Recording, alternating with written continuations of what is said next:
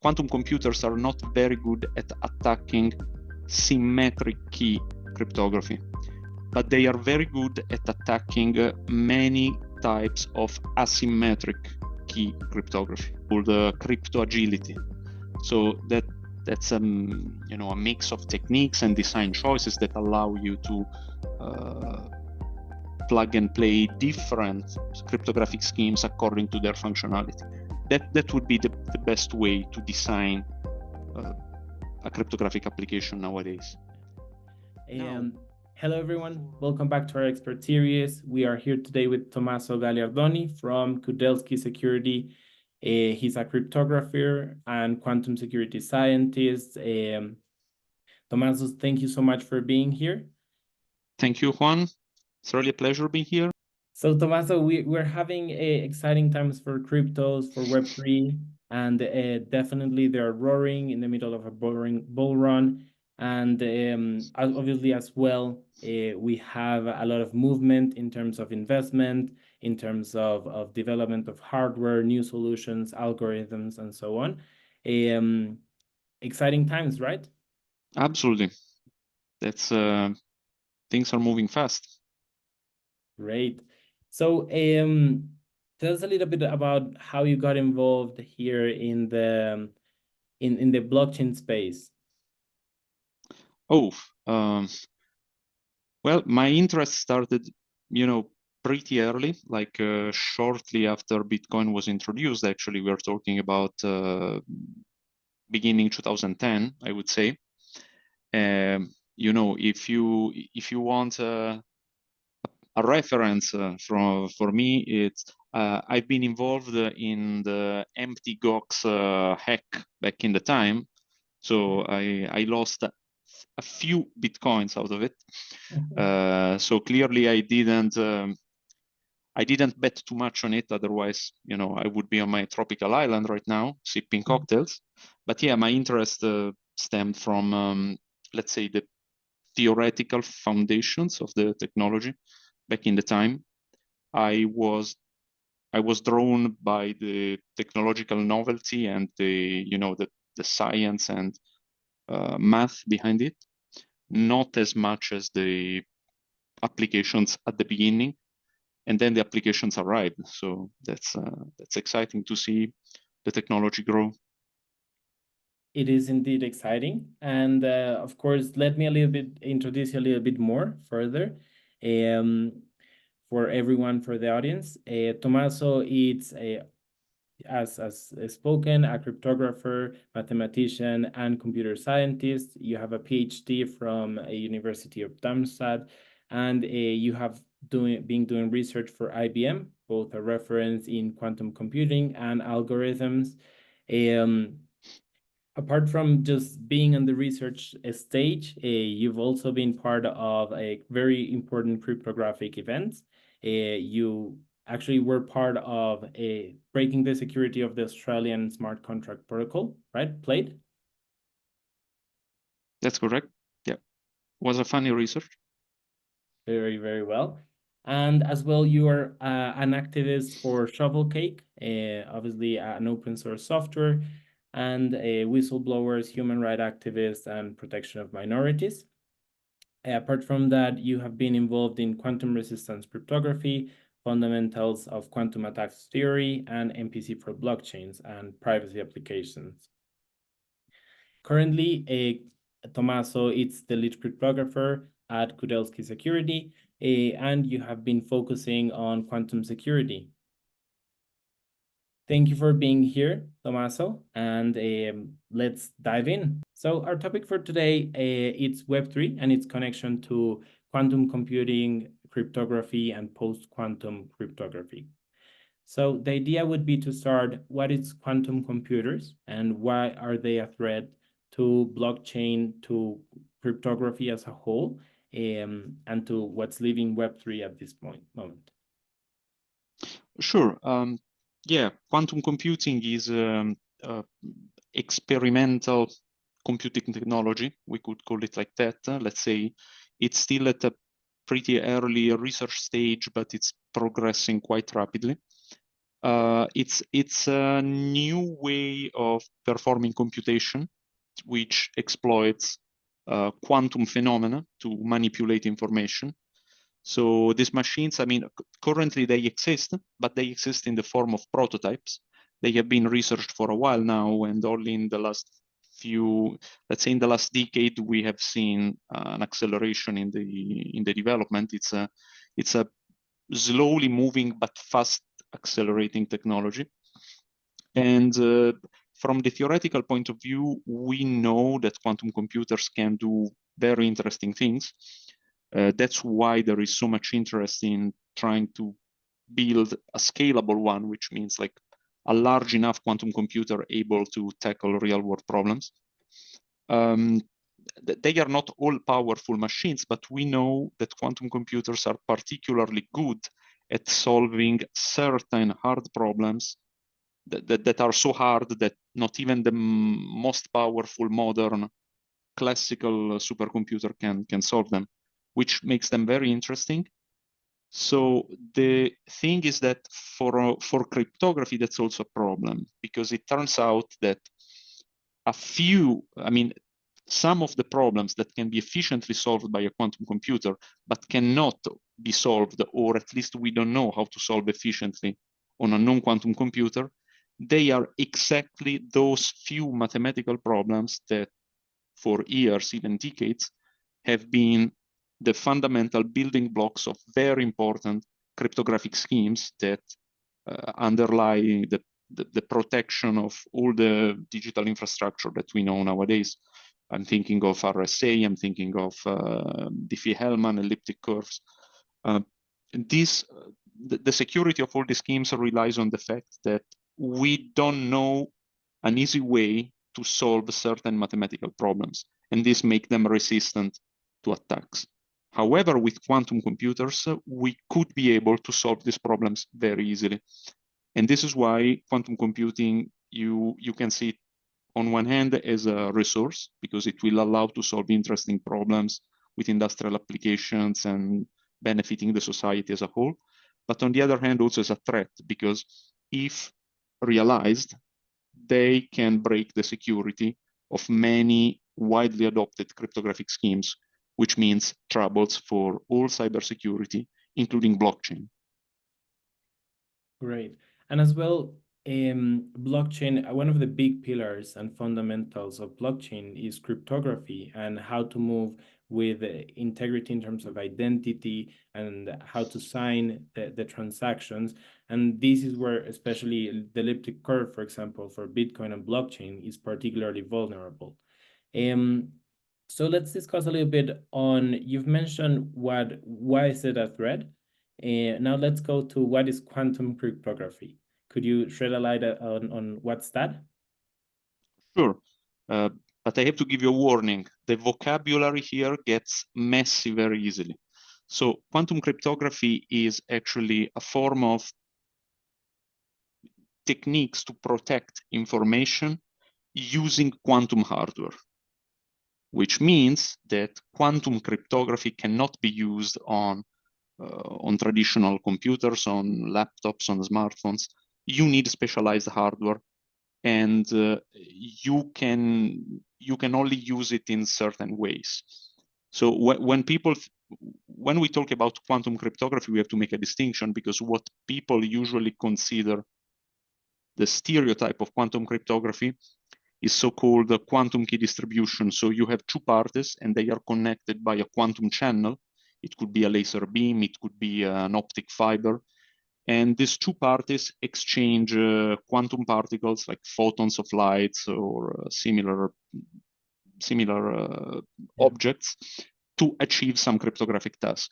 But this is actually only a very narrow area of quantum cryptography. So quantum cryptography as a whole, it could be also running an encryption algorithm on a quantum computer to encrypt quantum data. So that opens a whole new world of applications, because information on a quantum computer behaves very differently. For example, you could have keys that cannot be copied. They can only be moved. You could have publicly verifiable quantum money. So think of transferring money without the need of a blockchain at all. The drawback of this is that you really need hardware that in many cases is not still available. I mean, except for quantum key distribution that is commercially available, but it has a very narrow use. All these other interesting techniques require quantum computers and very often even quantum networks. So we are talking about something that goes way beyond the modern applications, let's say. Very interesting for the future, because I think we are going eventually to move in that direction. But quantum cryptography, you have to consider it as an application for the future, let's say. Great. And then what would be important for this conversation would not be quantum cryptography, but quantum resistant cryptography. That's correct. In your eyes, what is the difference between the known term post-quantum cryptography and a quantum resistant cryptography? That's a really good question. So when we are talking about quantum resistant cryptography, what we mean is cryptography in the classical sense, so mathematical algorithm that you can run on your laptop, on your smartphone. I could open a software now to do this kind of cryptography, and which behaves more or less like traditional cryptography that we're used to. The difference being that quantum resistant cryptography is more modern and is based on different mathematical problems than the ones that can be attacked by a quantum computer. Quantum resistant cryptography is based on mathematical problems that are so hard that not only we don't know how to solve them with a classical computer, but we don't know how to solve them even with a quantum computer. Which means that in theory, this cryptography is going to be resistant even in a world where quantum computers are available to the adversary, and will still be resistant in that scenario. Now, this is quantum resistant cryptography, or quantum safe. But the term that is probably most widespread is post-quantum cryptography, which is very often used as a synonym. So people talk of post-quantum cryptography as quantum-resistant cryptography. The problem is that, so personally, I have an issue with this term, and this is a view that is shared by a growing number of, industry experts. So the thing is that the term post-quantum cryptography, the name, it conveys a misleading meaning, because post-quantum sounds like something you have to worry about after quantum, so after quantum computers become available, which is very far away from the truth. So the thing is that if you wait until the point where quantum computers become available, then it's really too late to secure your infrastructure. This is a problem that has been known for a long time in the industry. So industry is slow at adopting new cryptographic standards. There is delay in researching the standards, in standardizing them, in deploying them, in making sure that they reach the market. Look at what happened with the transition from, triple DES to AES, which are symmetric schemes.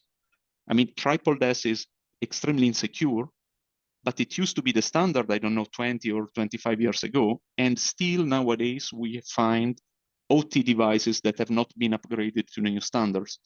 So if we keep talking about post-quantum cryptography, the message that many people get, many non-experts in the field get, is that, okay, this is something I have to worry about after quantum computers are built. That's not the case. You have to act now, and you have to transition as soon as possible to quantum-resistant cryptography or post-quantum cryptography. Otherwise, it's going to be too late when quantum computers are become available. Also consider that the information you exchange now, sure, it's encrypted and cannot be broken by modern classical computers, but it can be stored by an attacker. It can be recorded. And then one day in the future, when quantum computers are going to be available, it can be accessed.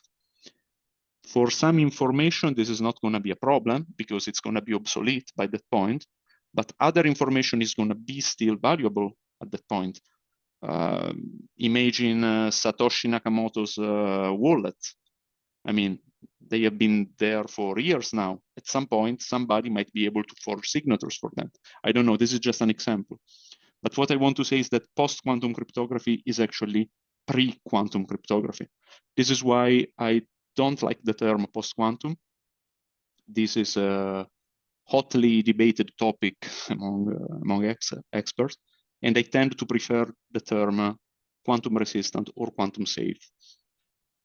I agree with you in the as well, because when we are talking about post-quantum, it's a kind of what comes next. And we're now Correct. starting to see kind of the flourishment of the industry of post-quantum computers, the applications that go further from just the theoretical applications. We're seeing the practical consequences. And as you say, regulators as well take a lot of time. If just a couple of months back, Bitcoin became an ETF in the US, that just means as well that regulators and big governments as well, they take slow time to actually determine this, right? So we have, for example, NIST and the German NIST in the US, the German Office for Information Security. They are already proving and getting to know what are the benefits, what are the consequences of quantum computing, and as well, what are the algorithms that are resistant to those computers for encryption, for signing, for general ciphering. So let's dive a little bit deep into that. You've researched about the symmetric encryption and as both asymmetric encryption for post-quantum, quantum computing. That's fine. And we would love for you to shed a light and tell us a little bit further on why is it important to differentiate symmetric encryption and asymmetric encryption and its consequences with quantum computing? Sure.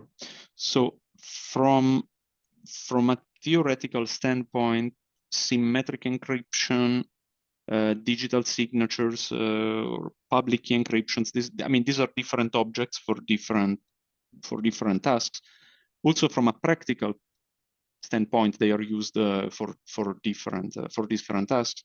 From the point of view of quantum computing, the main difference is that quantum computing is not very good.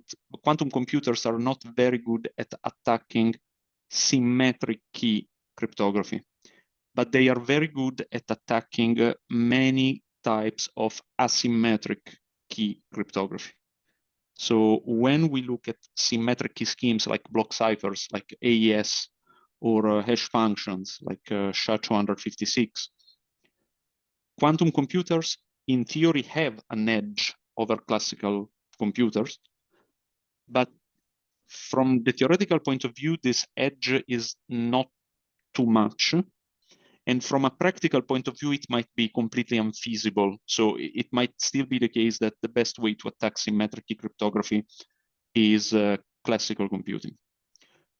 With public key encryption, the situation is completely different. So if we look at classical schemes like RSA, elliptic curves, Diffie-Hellman, whatever, these are still pretty resistant against classical computers, but we know that quantum computers can break them pretty catastrophically. In particular, elliptic curve cryptography, according to certain estimates and some research that has been done, it looks like elliptic curve cryptography is even more vulnerable than RSA, for example, and it's probably going to be the first to fall for quantum attacks. So the distinction is that symmetric cryptography is already quantum resistant in a certain sense, with some caveats. You have to use modern schemes with large enough key size and so on. But asymmetric or public key resistant, public key cryptography that has to be updated in many cases because it's not resistant to quantum computers.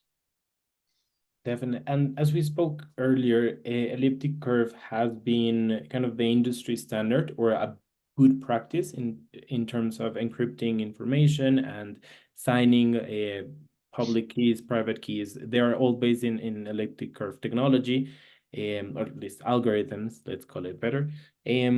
So why or how do you see that change? And what I mean with this question, it's as elliptic curve and other encryptions that are asymmetric are so important to blockchains, what are the changes they have to prepare for now that you have mentioned clearly that we have to prepare for quantum computing being a reality?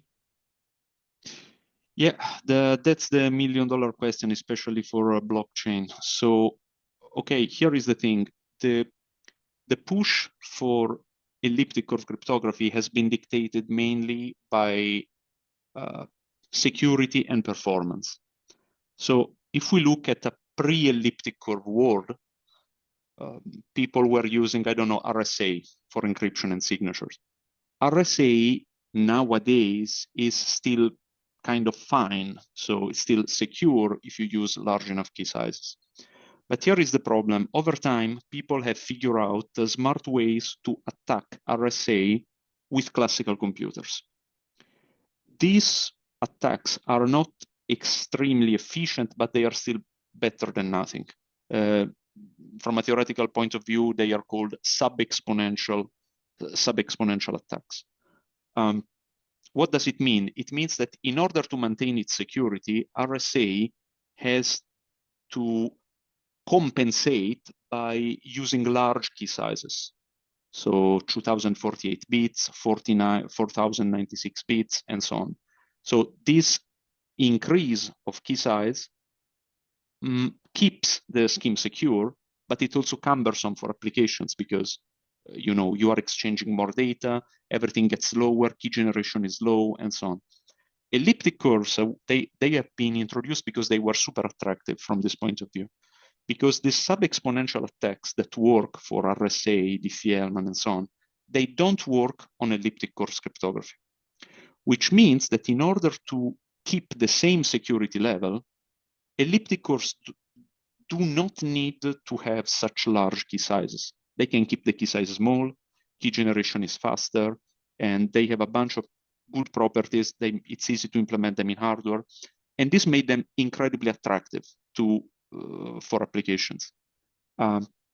One key element of early blockchains, for example, Bitcoin, is that using elliptic curve cryptography allowed to have very small signatures, very fast arithmetic that made the performance scale up in a decent way.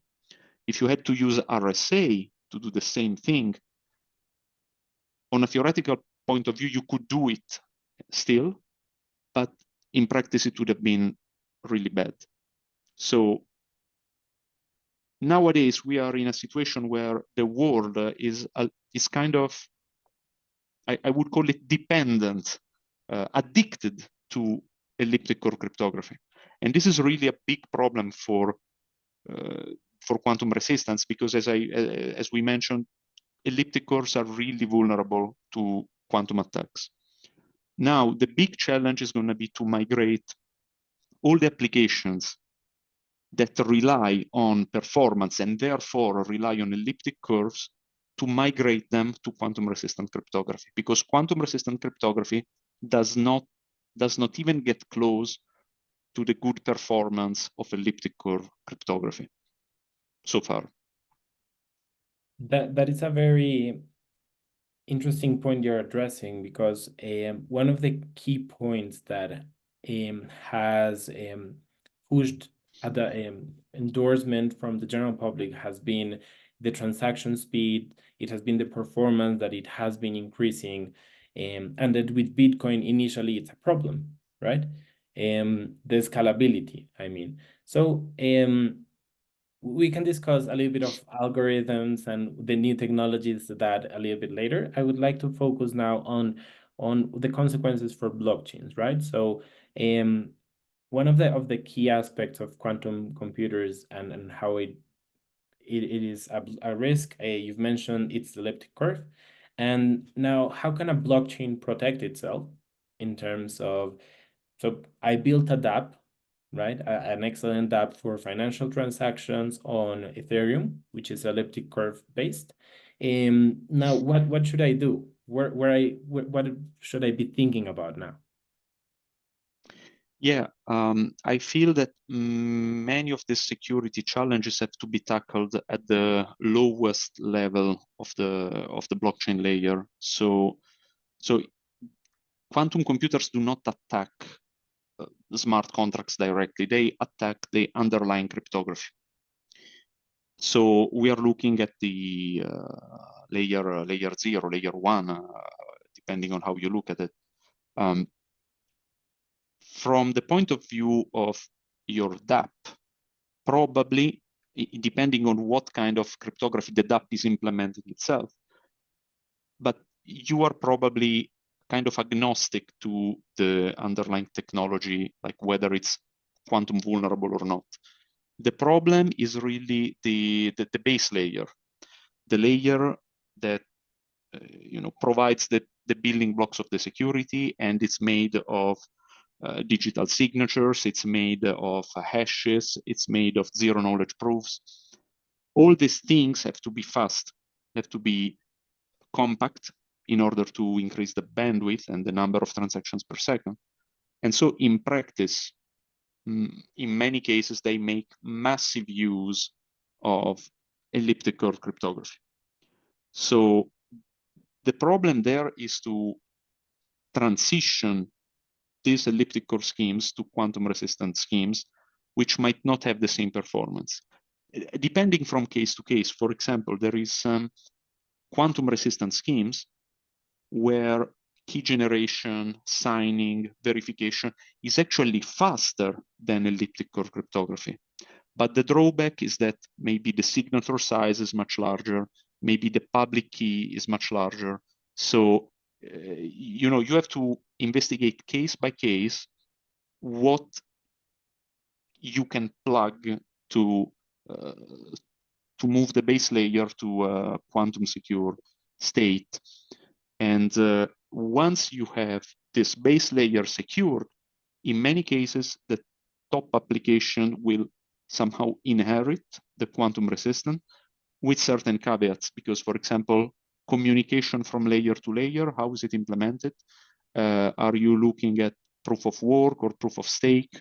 So all these things have to be, so in other words, to sum up, it's a good question which does not have an easy answer.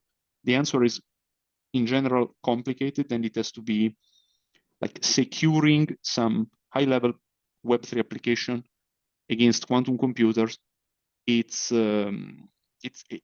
research work. You have to look case by case and have building blocks that stack well on top of each other, keeping the quantum security from one to another. But I understand what you're saying, if I may paraphrase. It starts by securing layer 0 and layer 1. And from there, you have to actually research and understand what are the key aspects where you have to improve individually for every dApp and for every layer 1 blockchain. That's correct. Great. So apart from cryptography, which is a pillar for blockchain, where do you see that quantum computing could affect blockchains and Web3 applications? Excuse me, apart from cryptography, you said? Yes. Okay. So, I mean, so far the main threat to Web3 application coming from quantum computers is to the cryptography layer. Now, there can be certain corner cases which depend on the application itself, but they are all somehow related to the ability of a quantum computer to perform certain tasks faster or with better efficiency than a classical computer. This is all until we go to the scenario of moving all or part of our infrastructure on a quantum infrastructure. So if we look at the future where you want to pair a classical blockchain with some local quantum computing power, or even to exchange the quantum data between nodes, that's a completely different world where the traditional rules do not apply anymore. Problems multiply, but also solutions multiply. I don't know, just to give you an example, if we look at a network scenario where you are exchanging quantum data between peers, in general, you cannot have a log of packets because the packets are quantum, and so you cannot log them without destroying them. You cannot sign quantum states unless you also encrypt them. But then there is other caveats. So again, there is problems and there is solutions that probably go in a different direction than what we are interested in nowadays. On that topic, you give me the impression that the space is pretty much very new, right? We're seeing the applications, we're seeing the quantum computers nowadays. And the other day, Charles Hoskinson was talking about the topic of how it would be really a threat and when is it going to be a reality to have quantum computers that can actually be a threat to blockchains. And he was talking about 2030s, right? And that's a number that has been out there in many discussions. What is your personal point of view in terms of when is the technology going to be ready? Yeah. I'm very wary of giving guesstimates because it's really a moving target. It's not even clear what the definition is. So there is many different aspects to consider. So first of all, what is the definition of a quantum computer breaking cryptography? Because if we look at RSA 1024, for example, classical computers might well be able to break it efficiently before quantum computers can. So what is the definition? The definition might be, tell me the date when a quantum computer will be able to break RSA 2048, for example. This is the typical definition that is easy to grasp. So this depends from so many depends on so many factors that it's really difficult to give an estimate. So if we look at the technology nowadays and we try to extrapolate from the improvements that we had in the last few years, we might reach some dates like the ones you mentioned. But extrapolations here doesn't work very well because you know, that there is also people who look at the math and say, look, with the technology we have nowadays, we would, in order to attack RSA, we would require so many millions of quantum bits. And nowadays we only have a few hundreds of them, that we are so far away from the target, this will never happen. On the other hand, you cannot only look at the number of qubits, of quantum bits. In quantum computing, you pretty much look at their quality rather than their quantity. And there is also the problem that the technology called quantum error correction is improving. The technology for realizing quantum bits is improving. So what I'm saying is that you look at the trend and you might reach a plateau because of unsurmountable engineering challenges, but you might also get an acceleration because the technological improvements converge into creating this acceleration. You might break RSA 2048 1 month from now, or never. It's difficult for me to say. On the other hand, there is also other aspects that to be considered. First of all, this moment might have already been arrived and you might not know. because a lot of research in quantum computing is not public.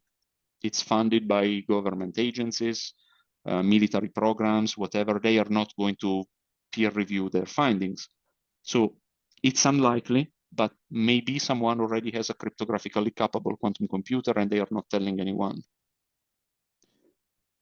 Finally, the most important point, in my opinion, is that this estimate is not meaningful. It doesn't matter.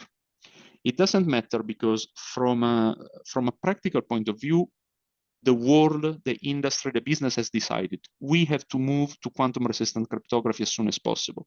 It doesn't matter if quantum computers are never realized. We have to do it because that's what the market is demanding. That's what the technology is pushing for. On the other end, and on top of it, you have to consider that if quantum computers are eventually realized, it's 10 years from now, it's 20 years from now, it's 30 years from now. For certain applications, it's already too late. I want to give you an example. You are a healthcare provider which is managing and transmitting internally between their nodes genetic information of their patients. If this information is intercepted right now by an attacker and is stored, then when quantum computers are realized, this information can be accessed. And it doesn't matter if it's 30 years from now, that's genetic information. So the adversary will have a trove of information, not only on you, but on your children, on your grandchildren. So it's going to be a problem. So this is why I say for certain application is already too late. We have to move as fast as possible with this transition, regardless of whether cryptographically capable quantum computers are going to be built in 2030s or 2040. It doesn't matter. I understand, and it's a pressing matter. And now I would like to give you the space to get a little bit more technical. One of the most exciting things about quantum-resistant cryptography is how there is a lot of research on algorithms and different protocols, processes that would be very difficult even for a quantum computer to solve, right? Mathematical Correct. problems. For you, what are the most exciting out there, or in your research? What is the tendency or where you see that there might be a solution? So it's a very difficult question, to be honest. So first of all, we have to clarify that in most cases, what we call quantum-resistant cryptography is actually hopefully quantum-resistant cryptography, which means that people build these schemes on mathematical problems that hopefully are very hard for quantum computers, but we don't have proof of it. Maybe they are hard because no one thought hard enough about it. Maybe one day they are going to be broken. So, you have to assume that the new cryptographic schemes that you're introducing are actually, they might be vulnerable. So this is why before introducing one of the schemes, you have to undergo a lot of scrutiny. There is, the most famous example is the NIST standardization process, which is a huge effort which is currently undergoing to propose and standardize new schemes. It's at the end, it's always a matter of a trade-off between security and performance. I want to give you an example. For the case of public key encryption, the NIST standardization process, the goal was to standardize a set of key encapsulation mechanisms, which means mechanisms for encrypting information, and digital signatures. And all of them have to be hopefully quantum resistant. Now, for the key encapsulation mechanism, one scheme was standardized because people felt that it was reaching a good trade-off of performance and security, or at least it was the best we had. But for digital signatures, that's a pain because different applications require different features from the digital signature scheme. So NIST did not manage to standardize only one of them. They standardized 3 of them with different trade-offs in performance and features. And that's not enough, because then NIST said, you know what, we are not comfortable with the choice of these 3 ones. Let's have another round of standardization where we ask researchers to submit new proposals, because the ones that we had were not enough. So right now, when we look at the quantum-resistant cryptography, most of the research direction has gone into lattice-based cryptography. But there is many different flavors of lattice-based cryptography. Some of them are hopefully more resistant to quantum computers, but they are slower, bigger, more cumbersome. Others are more performant, but let's say there is more uncertainty on the level of maturity that they have. There is other schemes that are based on just on collision-resistant hash functions, for example. I'm talking about the scheme Sphinx, which is a digital signature scheme which is entirely based on symmetric key cryptography, actually. It's a way to build asymmetric cryptography from symmetric key cryptography. That's possible for digital signatures. But, and it's probably the one that is considered to be the most secure among the options, but it's also one of the slowest, or the one with the largest key sizes. So there is schemes that are interesting in the new submission round, schemes that have been developed only in the recent years, and they have very interesting properties, but they have to undergo a lot of scrutiny in order to gain confidence. So that's what people are looking at right now. Understood. And the implications for this, for a blockchain project, would be that they need to kind of separate the different modules that they have and encrypt them in different ways, and be very able to kind of switch whenever it's needed, the cryptography or the encryption method, so that as industry progress, then it becomes very easy to keep up to date, rather than just base everything on a unperfected technology and then have to build everything from scratch. Yeah, that's the holy grail for most cryptography applications. Actually, it's called crypto agility. So that's a mix of techniques and design choices that allow you to plug and play different cryptographic schemes according to their functionality. That would be the best way to design a cryptographic application nowadays.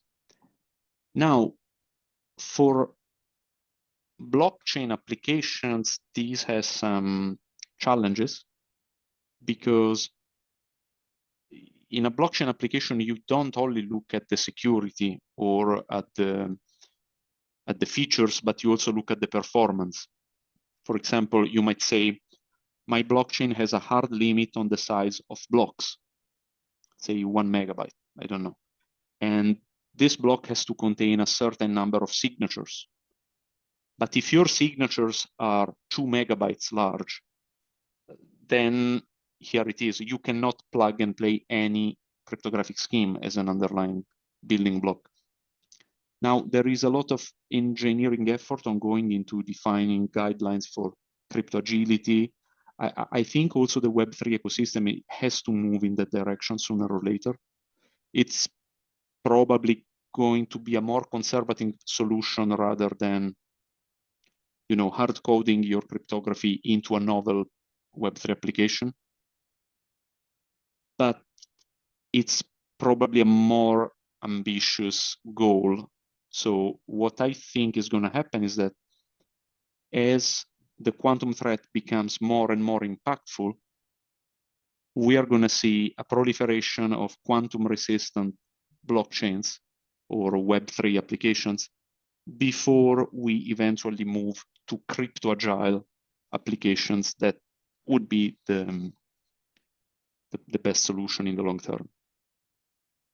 I think that overall there is already an issue with performance in blockchains, and that is just kind of, it becomes grave, yeah, a little bit more deep, the problem, as quantum computers become a reality. Performance, it has been one of the biggest things about adoption in the Web3 space, and then it becomes kind of this stone in your foot to actually move forward into more complex algorithms and cryptography protocols. So let's start closing a little bit. And I would love for you to kind of give us your personal interest and what is for you kind of those topics that a Web3 engineer or somebody that's into cryptography should be looking into to study this year, for example.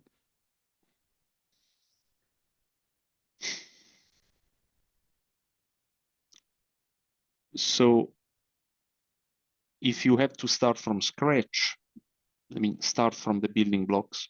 So for sure, look at how the cryptography works, and definitely look at how you can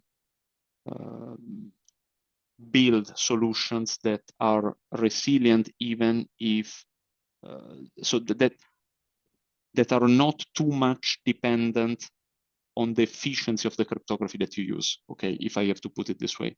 So what I think is that so far in the Web3 space, designers of solutions, they have been spoiled, if I can say, by the relative efficiency of the cryptography that has been used.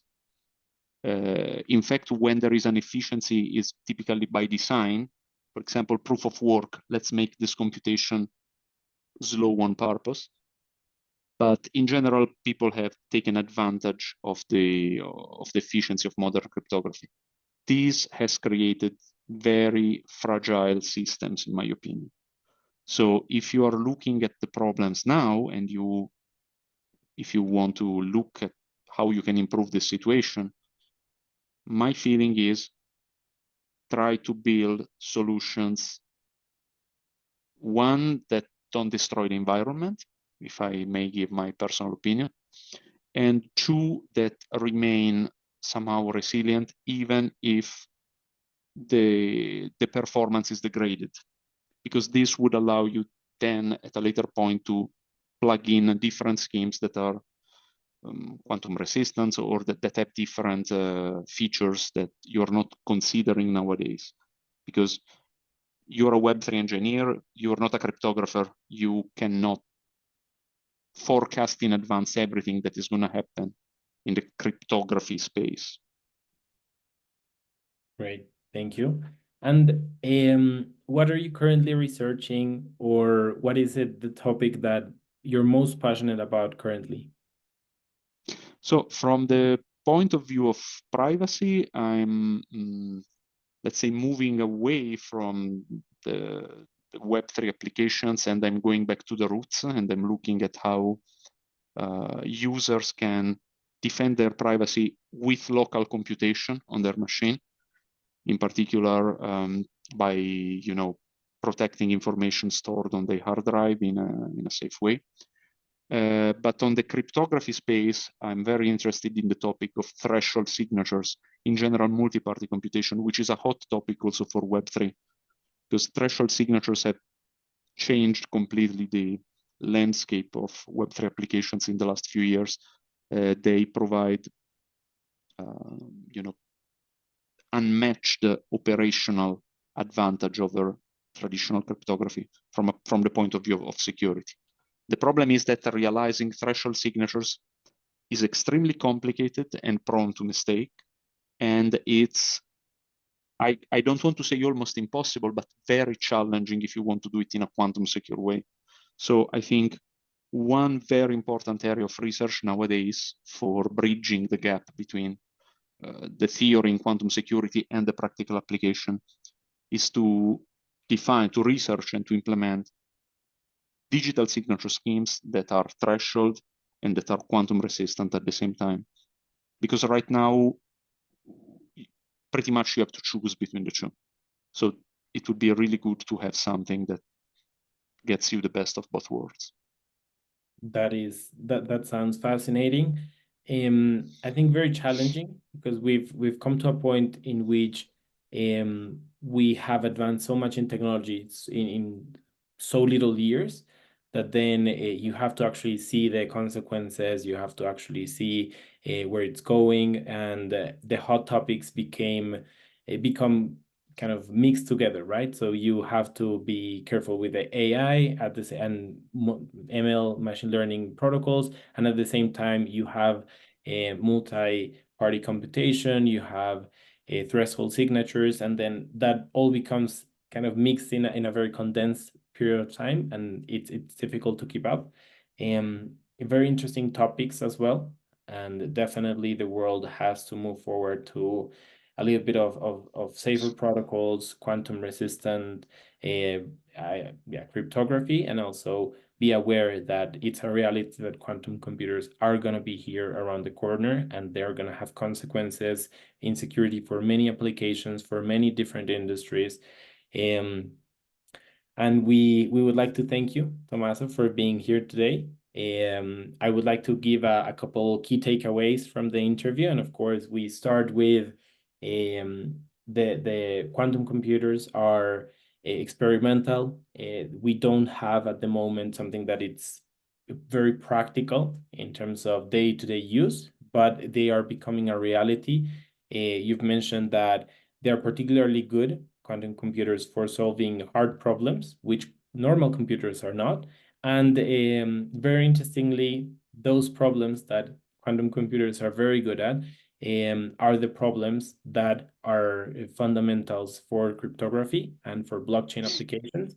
And from that, we also discussed a little bit about the difference between quantum cryptography and quantum resistant cryptography, and how it's different also from post-quantum, perhaps in the term that it's used, but also in the conscience that it creates, because we have to be ready now.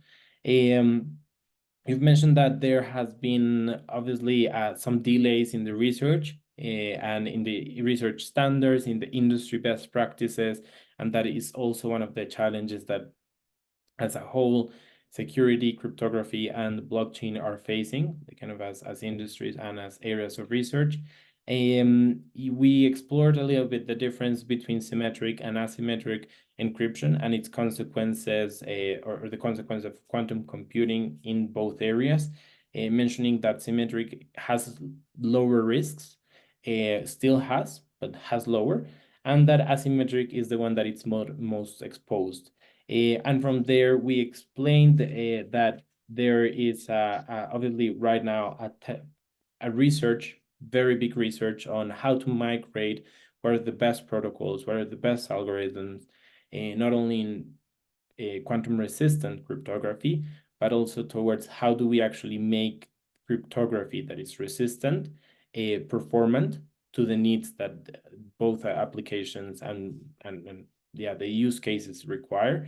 And we kind of finalized with a kind of your personal perspective on the most important tendencies to it right now in terms of where is quantum resistant cryptography going, where you mentioned that most of the solutions right now are lattice based, but there are some problems that have to be solved, and that you believe that even more important than just a date where we have to be prepared is that we actually need pressing time, or it's a pressing matter, and it's right now that we have to prepare and we have to explore different solutions. You mentioned something very hopeful, which is obviously as we explore more, there are more problems, but there are as well more solutions. And currently you're going to be studying a little bit about privacy, or you're going to be deepening your research about how users can actually use their local environment to